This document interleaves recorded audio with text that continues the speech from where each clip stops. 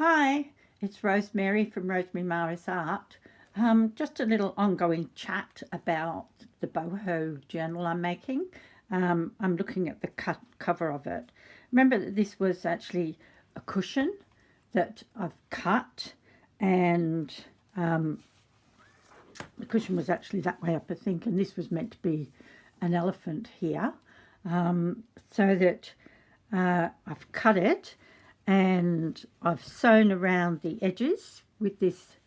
I've zigzagged the edges and then I've put this black lace on it. I've decided that this will be the front cover. I actually don't know whether I've got a butterfly here that I don't know whether to put it on or not, or whether it would spoil it.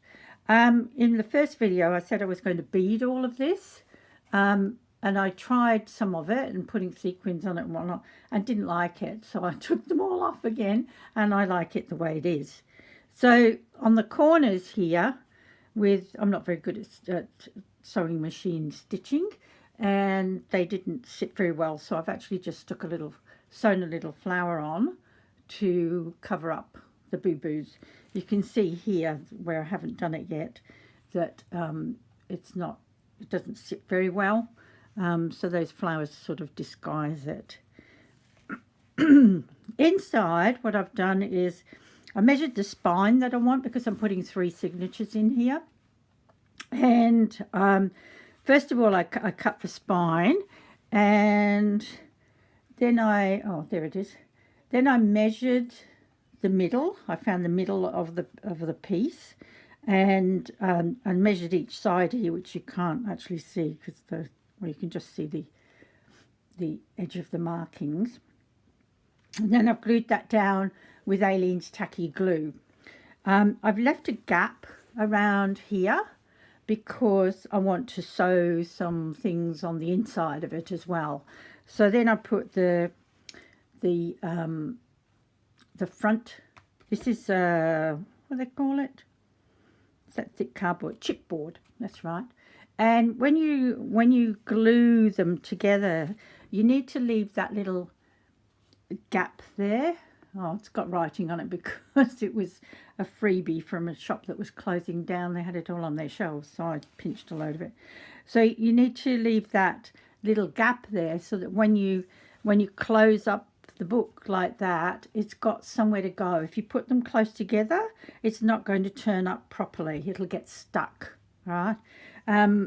Usually if I'm making a book and the whole cover is there, I leave about 1/4 of an inch bigger all the way around so that it accommodates the pages properly. What else do I need to say? So inside, what I'm going to do is this is actually folded at the moment. I'll cut it. That's going to go on the front and the back. So it'll be like so. And then because it doesn't fit, of course, so what I'm going to do is get this beautiful black lace, which I've got a great big card full of it. Don't know where I got it from, but there you go. Had it for years. So this will go around it this way. And then I've got, what do I do with it?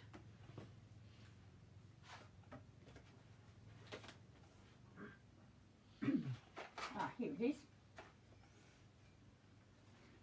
The rest of the cushion, there was some of it left, so a lot of it I've actually unpicked. And it's interesting because this part here I thought was just rolled up fabric, and it's actually not. When I took it apart, they're all little threads that are sewn together and then stitched on by hand. That's quite an amazing thing to do. So what I've done here, I've just put a bit of lace across the top of it and made it into a pocket. So I think that will sit there quite nicely once this border is around. And then it'll come down here as well. So it'll go all the way around, and that will be a nice pocket for something in the front there. I might have to find something special to put in there. What else was I going to say about the cover? I think that's it actually. Oh, when I'm leaving this blank because sometimes I do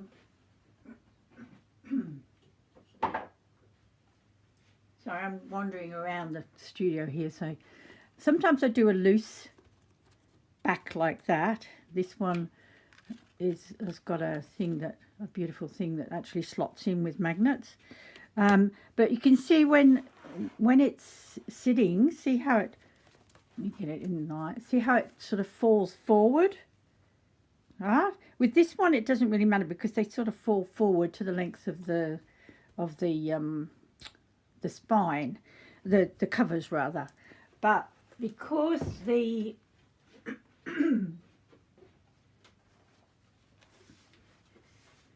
because these ones are a really close fit, that's why I put the black lace on it as well, is that I don't want it falling forward like that. I want it actually fixed.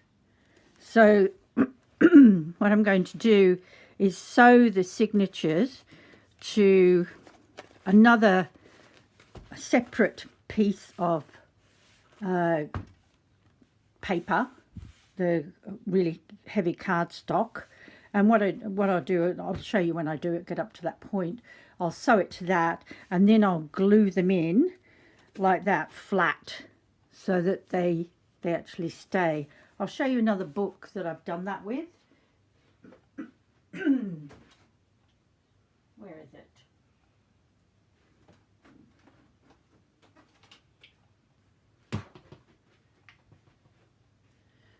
This one here is an Egyptian book that I've just made, which I'm going to do a video on. And see, that is glued in because, again, I wanted them to sit level with the cover. This was a cover of an old book that I repurposed, and I didn't want them to stick out. Look at that. It is so gorgeous. I'm in love with it, but it's massive. So I'm going to do a video on that for you. But that's the way that it sits very nicely if you glue it straight to the back of the spine. They still open flat so that you can write on them because this is a writing journal. So when you open it, it's still open flat. So I don't see why I have to make it a loose. But it will be hidden in there. You won't have any stitching on the outside. Okay, see you later. Bye.